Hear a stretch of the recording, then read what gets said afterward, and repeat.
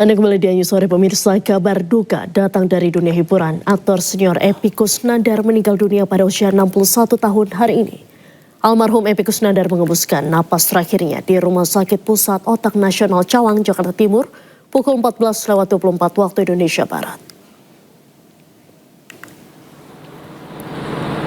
Jenazah telah dibawa dari instalasi pemulasaraan jenazah RS PON menuju ke rumah duka di kawasan Jalan Pasir Jagakarsa, Jakarta Selatan. Nampak sang istri tak kuasa menahan tangis di dalam mobil jenazah ketika jenazah ingin dibawa ke rumah duka. Rencananya jenazah akan dimakamkan di TPU Jeruk Purut, Jakarta Selatan pada Kamis 4 Desember besok pukul 8 pagi. Sebelumnya, Epy Kusnandar memiliki riwayat penyakit kanker otak stadium akhir pada tahun 2010 lalu. Kemudian Epy juga sempat menderita stroke pada tahun 2020. Kemudian pada pertengahan tahun 2025, Epy juga sempat dirawat di rumah sakit akibat keracunan makanan.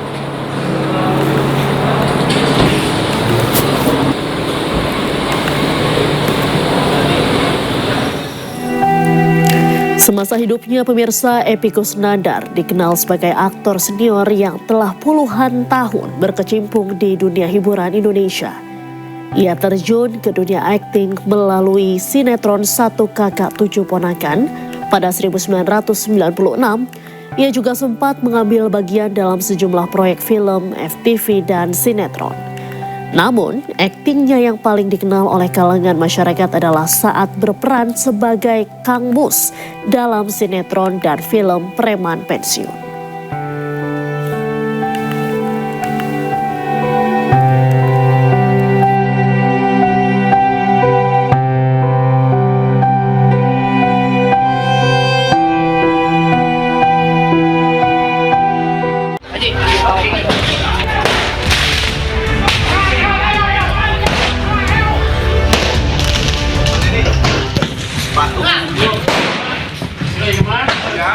Pembongkaran bangunan warga Sukahaji, Kota Bandung, Jawa Barat.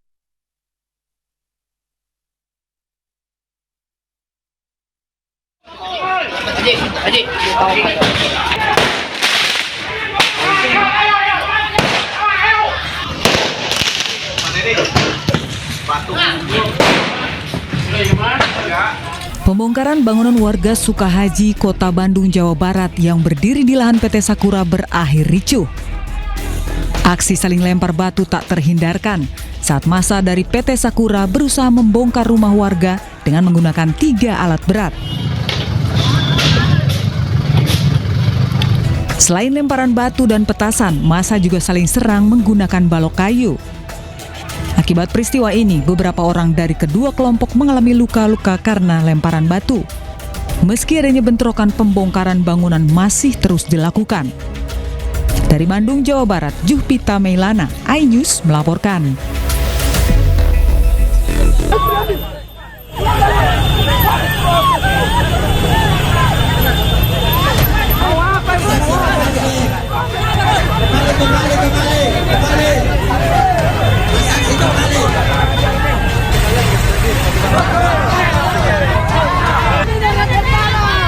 Sulawesi Selatan.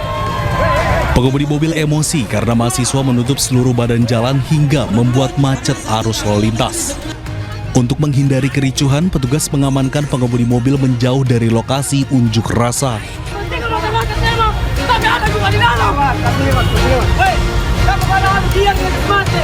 Tidak hanya terlibat kericuhan dengan pengemudi mobil, massa juga terlibat keributan dengan polisi yang melarang pendemo menutup seluruh badan jalan. Pemirsa, Partai Perindo semakin masif menggelar rapat konsolidasi di berbagai daerah sebagai langkah persiapan menuju tahun politik 2029. Konsolidasi ini dilakukan untuk menjaga soliditas, kekompakan, serta pembekalan strategi pemenangan kepada seluruh kader dan pengurus daerah. DPW Partai Perindo Sulawesi Utara bersama DPD Partai Perindo Kota Bitung menggelar rapat konsolidasi perdana untuk menjaga konsolidan, kekompakan, serta penguatan struktur menuju pemilu 2029 mendatang. Pada kesempatan ini, Partai Perindo juga melantik jajaran DPC di 8 kecamatan Kota Bitung, Sulawesi Utara sebagai bentuk penguatan struktur Partai Perindo. Untuk pengurus DPD, kerjalah lebih aktif seperti ini, cepat untuk mengadakan pelantikan dan konsolidasi. Karena target kami, Partai Perindo Sulawesi Utara, untuk target awal kami untuk menghadapi verifikasi harus 100%. Kita bisa menjadi partai yang menjadi pertama mengadakan konsolidasi politik atau pendidikan politik di kota ini. Dalam acara ini juga kita melaksanakan pelantikan pengurus DPC di 8 kecamatan di Kota Bitung, dan puji Tuhan kita bisa mengumpulkan semua pengurus. Rapat konsolidasi ini turut dihadiri Wali Kota dan KPU Kota Bitung yang ikut memberikan pendidikan politik kepada kader Partai Perindo serta mengajak koordinasi dalam membangun Kota Bitung. Saya pikir bagus, itu baik, karena satu partai perlu konsolidasi, kemudian perlu juga pendidikan politik. Konsolidasi itu untuk menyatukan ini seluruh kader. Kami diundang oleh Partai Perindo dalam rangka memberikan pendidikan politik ya, terkait dengan konsolidasi Partai Perindo ini, tentu satu langkah baik bagi kami. Partai Perindo yang dipimpin Angela Tanusudibio ini akan terus melakukan konsolidasi di berbagai daerah demi terciptanya kesamaan persepsi dan soliditas untuk memenangkan pemilu 2029 mendatang. Dari Bitung, Sulawesi Utara, Francine Darungo, iNews melaporkan. Timnas U22 Indonesia bertolak ke Thailand untuk berlaga di SEA Games 2025 dengan tekad mempertahankan emas. Dan pemirsa, usai sudah kebersamaan kita dalam iNews sore hari ini, temukan informasi-informasi terbaru lainnya di www.inews.id. Cuplikan tayangan berita iNews dapat Anda saksikan di kanal YouTube @official_inews. Dan pemirsa, hangatkan terus informasi Anda sambil menikmati kopi gula aren nomor 1 paling hits favorit semua. Saya Diandra Mukni pamit undur diri. Selamat beraktivitas, sampai jumpa.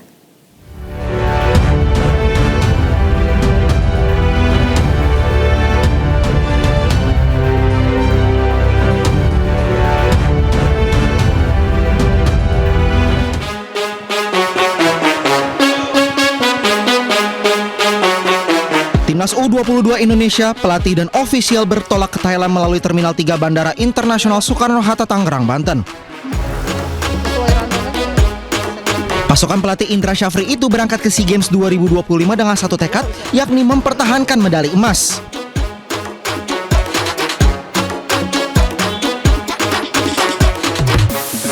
Indra Syafri dan official tim berangkat bersama 19 pemain. Sementara 4 pemain lain yang merumput di Eropa langsung terbang ke Chiang Mai, Thailand. Kita akan siapkan priorisasi sebaik mungkin. Semoga nanti di fase grup, sampai saat sekarang masih 3 pertandingan, kita bisa akan maksimal. Oleh sebab itu, semua pelatih akan berusaha menyiapkan program yang baik nanti di Chiang Mai. Baik semua, ya, fit semua, ya. Oke. Di SEA Games 2025, Garuda Muda berada di grup C bersama Singapura, Filipina, dan Myanmar. Laga perdana 5 Desember mendatang, Ivar Jenner dan kolega bertemu Singapura. Dari Tangerang, Banten, Hasnugara, iNews melaporkan.